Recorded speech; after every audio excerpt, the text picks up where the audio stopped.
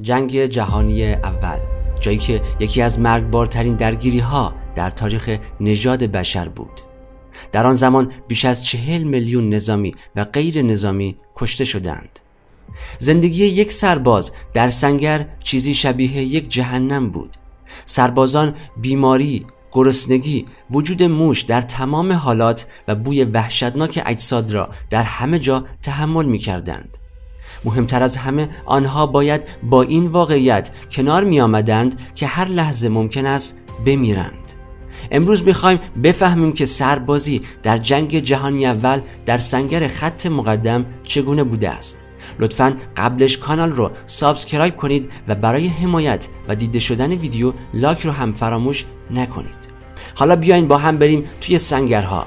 از اکتبر 1914 تا مارس 1918 نیروهای انگلیسی، فرانسوی، آلمانی، روسی و عثمانی در سنگرها می جنگیدند. سنگرهایی که تشکیل شده بودند از مسیرهای گلالود به هم پیوسته که چیزی بالغ بر حدود 7 فوت عمق و 6 فوت عرض در زمین بودند.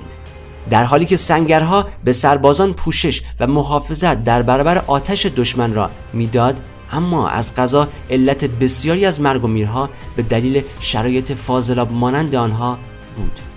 وقتی در مورد سنگرهای جنگ جهانی اول میشنوید ممکن است دستی از گذرگاه‌های حفر شده را تصور کنید.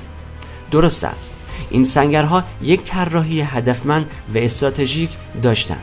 سنگرها نیز به صورت زیگزاگ و منحنی حفر شده بودند که گوشه‌ها و راهروهایی را ایجاد می‌کردند که به سربازان نقاط برتر و نقاط مخفی میداد. آن الگوهای زیگزاگ باعث میشد دشمنان از پریدن به داخل سنگر و جنگ رو در رو خودداری کنند. اما چیزی که بسیار وحشتناک بود، بیماری پای سنگر مانده بود. چیزی بود که سربازان از آن به شدت هراس داشتند. این عفونت آنقدر خطرناک است که ممکن بود در نهایت شخص انگشتان یا پای خود را از دست بدهد.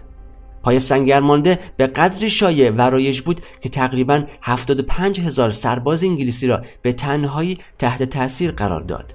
همچنین در جنگ جهانی اول کشف شد که سربازان به طور منظم پای یکدیگر را بازرسی می‌کردند. گروه‌های 2 نفره‌ای که هر یک از طرفین مسئول پاهای دیگری می‌شد. آنها به طور کلی از روغن نهنگ برای جلوگیری از ایجاد پای سنگر استفاده می‌کردند، چیزی که باعث می‌شد در شرایط سرد و مرطوب مؤثر واقع شود.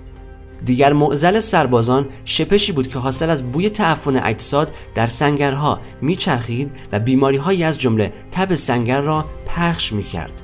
شرایط در سنگرها بسیار وخیم بود. موش‌های کثیری که از عادی بودن خوردن اجساد انسان گاهی برای غذا به سربازان در خواب حمله می‌کردند. سربازانی که در خواب هم آرامش نداشتند. موش‌ها آنقدر جسور بودند که می‌توانستند سربازان خوابیده را گاز بگیرند. فراموش نکنیم که سنگرها محل پرورش یکی از مرگبارترین شیوع در تاریخ، یعنی همه‌گیری آنفولانزا در سال 1918. به دلیل جنگ جهانی اول سیستم ایمنی بدن سربازان به دلیل سوء تغذیه و استرس‌های جنگ از قبل ضعیف شده بود. همچنین حملات شیمیایی که داستان جنگ جهانی اول را تغییر داد. ورق جنگ جهانی اول در 22 آوریل 1915 تغییر کرد، زمانی که نیروهای آلمانی برای اولین بار با شلیک بیش از 150 تن گاز کشنده کلور علیه 2 لشکر استعماری فرانسه در یپر بلژیک سربازان متفقین را در امتداد جبهه غربی شوکه کرد. ایالات متحده که در سال 1917 وارد جنگ جهانی اول شد، سلاح‌های شیمیایی را نیز توسعه داد و از آن استفاده کرد. در مجموع تقریباً 100,000 تن سلاح شیمیایی در جنگ جهانی اول استفاده شد که باعث مجروح شدن حدود 500,000 سرباز و کشته شدن نزدیک به 30,000 تن شد. این سطح جدیدی از جنگ بود که هیچ کس انتظارش را نداشت. سربازان همچنین به صورت متوالی در سنگرها نبودند. آنها در هر ماه 1 هفته به استراحت می‌رفتند. استراحتی که به آنها کمک می‌کرد تا از سنگرهای تاریک دوری کنند و این کمک شایانی به افسردگی آنها بود.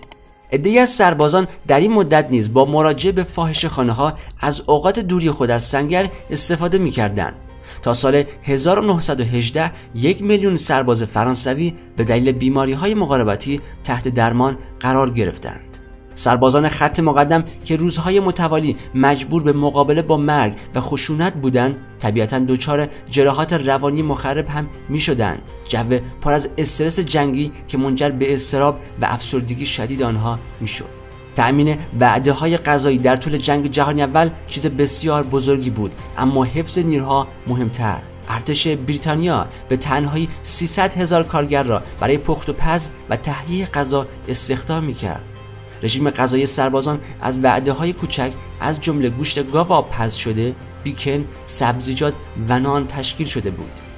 رسیدن نان به سنگر تا 8 روز طول می‌کشید و اگرچه این زمان بسیار بود و تا آن زمان نان دیگر کهنه شده بود، اما سربازانی بودند که با پاره کردن نان‌های سفت و اضافه کردن سیب زمینی، پیاز، کشمش یا هر چیز دیگری و جوشاندن و مخلوط کردن آن معضل نان کهنه را به تنهایی حل کردند. در زمستان 1916 آرد آنقدر کم بود که نان را با شلغم خشک و آسیاب شده درست می‌کردند. ممکن است که سربازان مجبور شده باشند با غذای بی‌کیفیت سر و کار داشته باشند، اما تنها چیزی که آنها باید منتظر آن بودند الکلی بود که دریافت می‌کردند که شجاعت را برای سربازان در سنگر فراهم می‌کرد.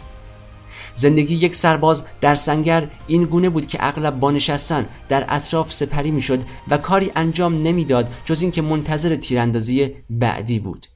به همان اندازه که جنگ جهانی اول بد بود، اولین کریسمس جنگ جهانی اول در سال 1914 روح انسانیت و وحدت را به وجود آورد که کاملا در تضاد با زندگی در سنگرها بود.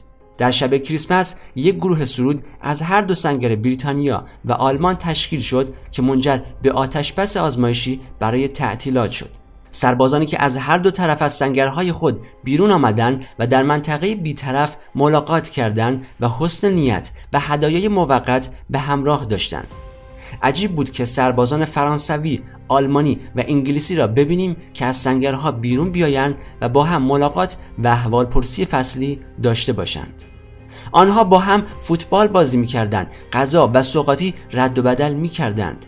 اما متاسفانه صلح زیاد دوام نیاورد و روز بعد درگیری از سر گرفته شد و حسن نیت دوباره به خصومت تبدیل شد. خیلی متشکرم که تا انتهای این پادکست با ما همراه